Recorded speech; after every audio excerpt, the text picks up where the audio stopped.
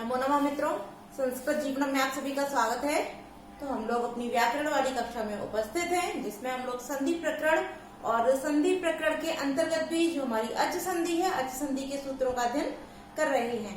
तो जो भी मित्र हमारे साथ लाइव जुड़ चुके हैं, सभी लोग वीडियो की लिंक को अपने दोस्तों के साथ शेयर कर दें। और आप सभी से एक आग्रह जरूर करूंगी कि यदि आप सभी को वीडियो अच्छी लगती है तो वीडियो को लाइक अवश्य किया कीजिए। तो आप लोग यहाँ देख रहे होंगे, यहाँ मैंने एक सूत्र लिख रखा है, प्रवत्सर कंबल वसनान दशानाम ऋणे। आप लोग यह सोच रहे होंगे इस सूत्र का अध्ययन तो हम लोग कर चुके हैं, किंतु यहाँ पुनः क्यों लिखा हुआ है। तो मैं आप सभी को बता दूं, हमारे साथ दिव्या देवी जी लाइव जुड़ती हैं, तो उन्होंने कमेंट करके कहा था कि मैम इस वाले सूत्र को पूरा दोबारा समझा दीजिए। तो इसी कारण मैंने इस सूत्र को यहाँ दोबारा लिख रखा है कि जिसको भी जो भी समस्या होती है, अर्थात कोई सूत्र, कोई वार्तिक, जो भी आपको समझ में नहीं आता है, आप लोग कमेंट करके अवश्य बता दिया कीजिए, हम आपकी सभी समस्याओं का निदान अवश्य करेंगे। तो यह जो हमारा है, यह क्या है, यह वार्तिक है। और वार्तिक जो कि कात्यायन द्वारा कहा गया है। तो इस वार्तिक में क्या कहा गया है, यह पहले हम बता तो चुके हैं, किंतु दिव्या देवी जी को समझ में नहीं आया था, इसलिए हम पुनः इसकी व्याख्या एक बार कर देते हैं। यहाँ कुछ शब्द लिखे हुए हैं, वह कौन कौन से हैं, पहले हम इनको भिन्न भिन्न करके लिख देते हैं। पहला है प्र, आगे लिखा हुआ है वत्सतर, अगला है कंबल,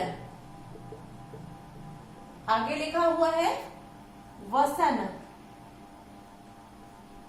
वसन, फिर यहां से ऋण, क्योंकि यहाँ ऋण हो गया है, वसनान लिखा हुआ है तो वसन हो गया, फिर हमारा शब्द निकल के आएगा ऋण। ठीक है, ऋण, उसके बाद शब्द है 10। ठीक है, यह जो हमारे शब्द हैं, इन शब्दों के बाद यदि क्या आता है, ऋण शब्द आता है, तब क्या हो जाता है, वहां पर वृद्धि आदेश हो जाता है, अर्थात वहां पर वृद्धि आदेशित हो जाएगी। अब जैसे इन्होंने जो उदाहरण पूछा था, वह मुझसे यह पूछा है कि यहाँ ऋण वाला समझा दीजिए, क्योंकि बाकी उदाहरण हम लोग क्लियर पहले ही कर चुके हैं, तो यह ऋण वाले उदाहरण को हम दोबारा देख लेते हैं। तो यहाँ हमारा शब्द लिखा हुआ है ऋण, और उससे परे क्या हो, हमारी ऋण धातु, अर्थात ऋण पुनः हो। इन सभी शब्दों के बाद यदि क्या हो, ऋण हो, तो हम पुनः क्या लिख लेंगे यहाँ पर, ऋण। यह तो जो ऋण हमने लिया, कहाँ से लिया, यहाँ वसनान जो आप देख रहे हैं, वसनान में जो ऋण लगा हुआ है, यहाँ से हम लोगों ने ऋण लिया है। किंतु यहाँ जो ऋण है वो किस लिए बताया गया है कि इन सभी शब्दों के बाद यदि ऋण धातु आती है, तब वहां पर वृद्धि आदेश हो जाएगा।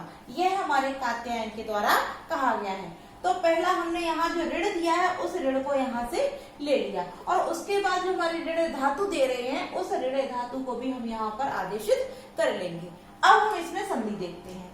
तो क्योंकि संधि करने के लिए हम क्या करेंगे, यहाँ ऋण और ड़ा से हमने जब इसको भिन्न किया, स्वर को निकाला, तो हमारा क्या निकल के आया, अ निकल के आया है, और उसके बाद में पुनः क्या है, हमारा ऋण है। ठीक है, अब यहाँ पुनः ऋण है, तो अब हम क्या करेंगे, वृद्धि आदेशित करना है। तो वृद्धि संज्ञक वर्ण कौन कौन से होते हैं हमारे, आ, आई और औ।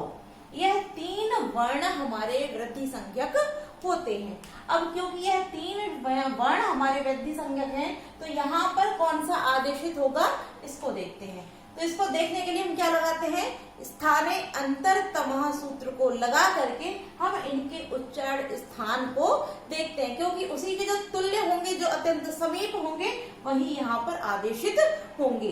तो आ का जो उच्चारण स्थान है वो क्या होता है, हमारा कंठ होता है। ठीक है, और ऋणी का जो उच्चारण स्थान है वो क्या होता है, मूर्धा। आ का उच्चारण स्थान कंठ होता है और ऋणी का उच्चारण स्थान मूर्धा होता है। तब अब हम क्या करेंगे, इन तीनों वृद्धि संज्ञक वर्णों में हमको क्या चाहिए, कंठ और मूर्धा। तो हम यहाँ पाते हैं कि आ, ये इसका उच्चारण स्थान भी कंठ है, आई में भी कंठ है और औ में भी, किंतु मूर्धा हमको कहीं से भी प्राप्त नहीं हो रहा है। तब हम क्या करेंगे, यहाँ जो कंठ वाला है पहले उसको आदेशित करते हैं। तो यहाँ हमको कंठ मिल जाता है, और कंठ मिलने से हमने यहाँ पर आ लिख लिया। अब हमारे पास क्या बचा हुआ है, मूर्धा। और जब मूर्धा बचा हुआ है, तब हम क्या करेंगे, यहाँ पर ओरड रपरा जो हमारा सूत्र होता है, ओरड रपरा, इससे हम क्या कर लेंगे, र प्रत्याहार को आदेशित करेंगे। और यहाँ जो र प्रत्याहार में वर्ण आते हैं कौन कौन से, र और ला, र और ला, ये दो वर्ण हमको प्राप्त हो जाते हैं।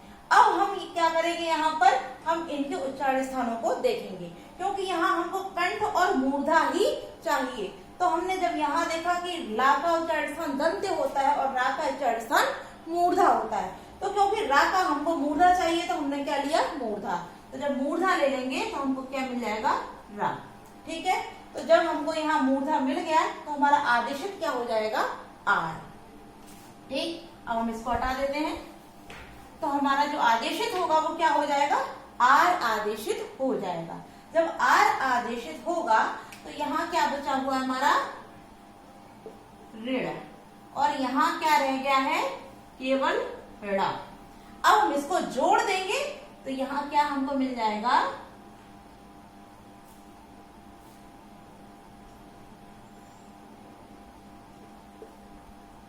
ऋणारणम। अब यहाँ सु आदि की उत्पत्ति करके हमको जो शब्द प्राप्त हो जाएगा वो कौन सा हो जाएगा, ऋणारणम। ठीक है, तो मुझे पूरी उम्मीद है कि दिव्या देवी जी आपको अच्छे से समझ में आ गया होगा। यदि अभी भी किसी अन्य वार्तिक या सूत्र से संबंधित आपको समस्या है तो आप उसको कमेंट बॉक्स में लिखकर अवश्य बताएं। तो अब हम अपने अगले सूत्र की ओर बढ़ रहे हैं, जो कि कल हम लोगों ने अध्ययन किया था। हमारा वह सूत्र था अचो अंत्यादि टी, अचो अंत्यादि टी।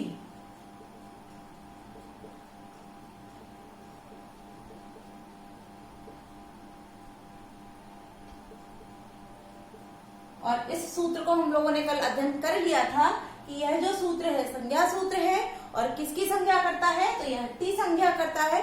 और टी संज्ञा किसकी करता है, तो जो अचो में अंतिम अच होता है, अर्थात आप कोई भी शब्द लेते हैं और उसमें जो अंतिम अच होता है उसकी यह टी संज्ञा कर देता है। और यदि उस अंतिम अच से परे आपके कोई व्यंजन होता है तो उसकी भी उस अच के साथ में टी संज्ञा हो जाती है।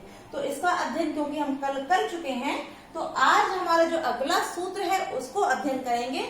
और यहाँ मैंने इस सूत्र को इसलिए रखा है क्योंकि इस सूत्र से ही संबंधित जो हमारा अगला सूत्र है वह है।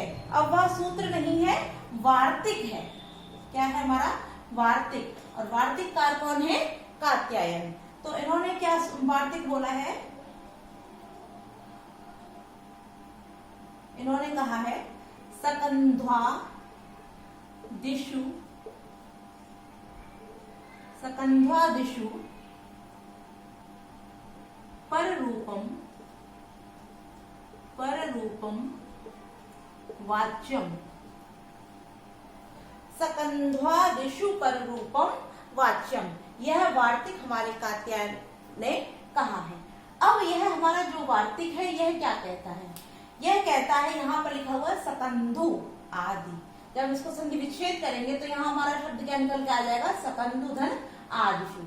तो सकंधु आदि अर्थात सकंधु आदि गढ़ में जितने भी शब्द, सकंधु क्यों बोला गया, क्योंकि यह जो गढ़ है इसमें कई शब्द, कई नाम दिए हैं, कई शब्द दिए हैं।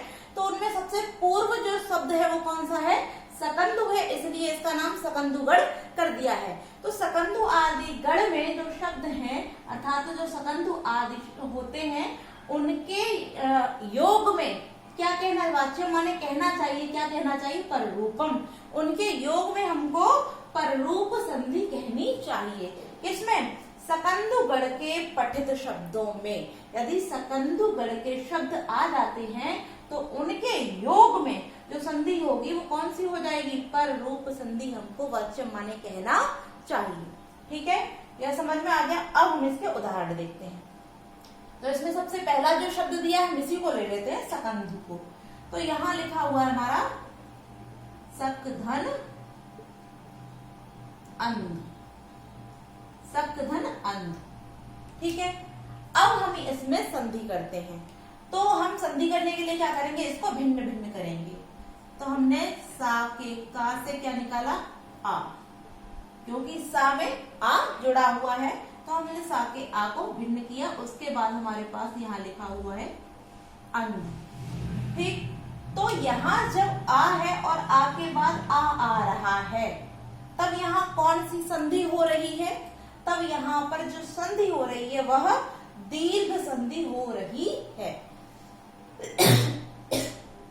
अर्थात आ के बाद जब आ आता है, अर्थात सवर्णी वर्ण आता है, तब वहां पर दीर्घ स्वर संधि का विधान कर दिया जाता है। तो यहाँ आ के बाद आ रहा है तो अकर सवर्ण दीर्घ से यहाँ दीर्घ संधि होनी चाहिए थी। तब हम यहाँ क्या करेंगे, हमारा जो सूत्र है अचो अंत्यादि टी, जो कि संज्ञा सूत्र है, तो इस सूत्र को यहाँ पर प्रयुक्त करेंगे। अब यदि हम इसको प्रयुक्त ना करें और सीधे सीधे ये कहना चाहें कि यदि हमने जैसे अभी एक सूत्र इससे पूर्व जो सूत्र अध्ययन किया था वो कौन सा था हमारा एंगी पर रूपम, कि उसके द्वारा भी सीधे सीधे यहाँ पर संधि की जानी चाहिए, अर्थात इसको बोल देते एंगी पर रूपम, एंगी पर रूपम के अनुसार ही तो यहाँ पर भी हो जाती। तो वहां पर बोला गया है कि एंग, अर्थात एंग आए तब वहां पर पररूप होगी। तो इस कारण पहला नियम तो यहाँ ये लग जाता है। द्वितीय नियम यहाँ क्या रखता है कि यदि हम सकंधु देखते हैं तब तो हम उसको बोल सकते हैं, किंतु अन्य जो हमारे शब्द आएंगे जैसे मनीषा है, हलीसा, पतंजलि इत्यादि है, तब वहां किस प्रकार से होगा। तो इसके लिए यहाँ सकंधु आदि पर रूपम वाच्यम कहना पड़ा है। ठीक है, तो अब हम क्या करेंगे, जो अचो अंत्यादि टी हमारा सूत्र था, इस सूत्र को प्रयुक्त करके जो अंतिम अच है उसकी क्या करेंगे, हम टी संज्ञा कर देंगे। अब टी संज्ञा के लिए हमको क्या चाहिए, अंतिम अच। तो हम पुनः इसको एक बार लिख लेते हैं। सा से हमने क्या निकाला, आ, और उसके बाद क्या है, का है, उसमें भी आ जुड़ा हुआ है, हमने उससे भी आ को भिन्न कर लिया। अब यहाँ क्योंकि अचो अंत्यादि अर्थात अंतिम अच की ही टी संज्ञा करनी है, तो यहाँ सा है, सा के बाद आ दिया है, आ के बाद पुनः का आ जाता है और का के बाद पुनः आ। तो यानी कि ये द्वितीय अच आने के कारण ये अंतिम अच तो नहीं हुआ। अंतिम अच कौन सा हो, यह अंतिम अच नहीं हुआ, कौन सा हो गया अंतिम अच, यह, क्योंकि इसके बाद में यहाँ कोई भी अच नहीं है।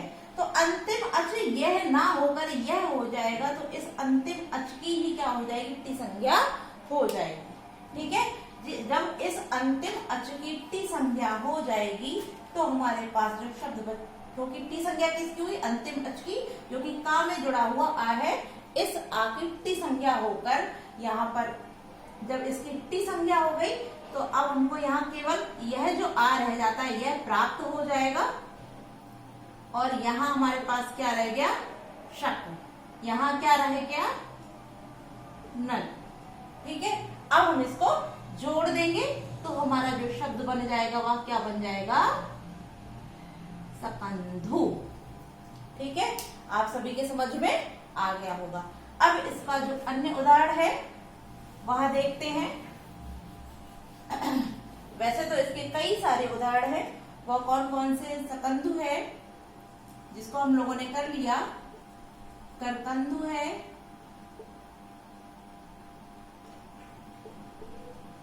हलीशा, मनीषा, कुलटा,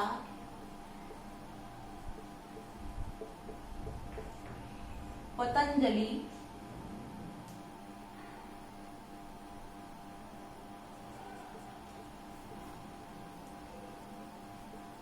लांगलीशा,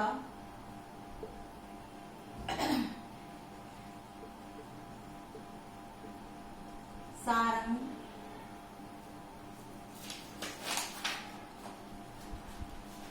और सीमांत। ठीक है, तो यह सभी हमारे सकंधु आदि गण के अंतर्गत आते हैं। तो अब क्योंकि हम लोगों ने सकंधु देख लिया है इसलिए हमने यहाँ सकंधु को नहीं लिखा है, अन्य जो इसके उदाहरण थे वह सभी लिख दिए हैं।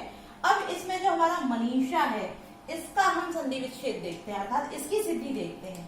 तो हम जब इसका संधि विच्छेद देखते हैं तो हम जो हमारा शब्द होता है वो मनस होता है, अर्थात तो मन नहीं होता है, मन का जो वास्तविक रूप है वो क्या होता है, मनस होता है। तो यहाँ मनस आ जाएगा और उसके बाद हमारे पास क्या है, ईशा। ठीक है, अब आप समझ में आएगा हमने यहाँ इस वार्तिक को क्यों बोला और यहाँ पर अचो अंत्यादि टी सूत्र की आवश्यकता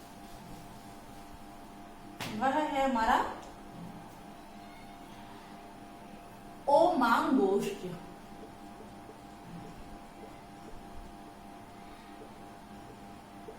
ओमांगोष्ठ यह सूत्र हमारा अगला लघु सिद्धांत कौमुदी में सकंदवादिषु पररूपम वाच्यम के बाद हमारा यह अगला सूत्र है। अब यह सूत्र क्या करता है, तो यह सूत्र विधान करता है। ठीक है, यह क्या करता है, यह सूत्र हमारा विधान करता है और विधान करने के कारण ही यह विधि सूत्र है। ठीक, क्लियर हो गया।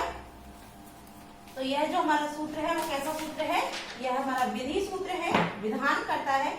और किसका विधान करता है, अर्थात यह जो हमारा सूत्र है वो किसका विधान करता है, तो यह भी हमारा पररूप का ही विधान करता था, अर्थात यह सूत्र भी हमारा पररूप संधि ही करता है। तो यह भी पररूप का विधान करने के कारण यह भी पररूप संधि ही कर रहा है। अब यह सूत्र हमारा क्या कह रहा है, इसके अर्थ को हम जानते हैं।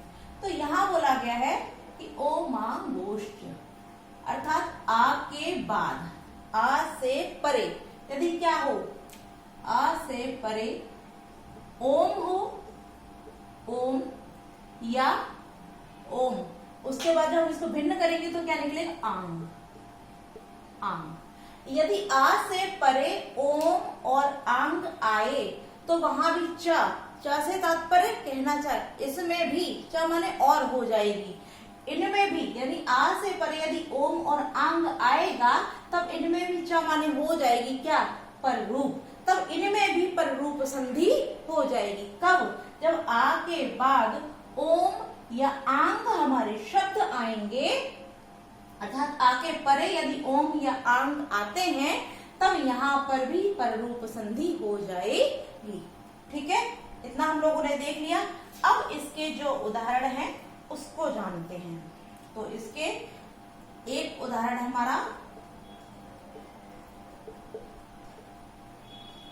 शिवायो नमः, और द्वितीय जो उदाहरण है वह है हमारा शिवे। पहला उदाहरण शिवायो नमः और दूसरा है शिवे। तो क्योंकि हम लोगों को यह सूत्र का पूरा करना था, किंतु यहाँ यदि हम इसकी सिद्धि जो है अगर आपको समझाने लगेंगे तो वीडियो पूरी अर्थात यह हमारा नहीं हो पाएगा। तो इन दोनों ही उदाहरणों की जो सिद्धि है वो हम कल की कक्षा में देखेंगे। आज के लिए हम लोग इतना ही रखते हैं और कल की कक्षा में इन दोनों ही शब्दों की हम लोग जो सिद्धि है उसको देखेंगे। तो आज के लिए इतना ही मित्रों। आप सभी को वीडियो अच्छी लगी हो तो वीडियो को लाइक करें, चैनल को सब्सक्राइब करें जिन लोगों ने अभी तक नहीं किया है, और अपने दोस्तों को अधिक से अधिक मात्रा में लाइव आने के लिए बोले और लोगों को भी चैनल से अवश्य जोड़े। तो आज के लिए इतना ही। नमो नमः।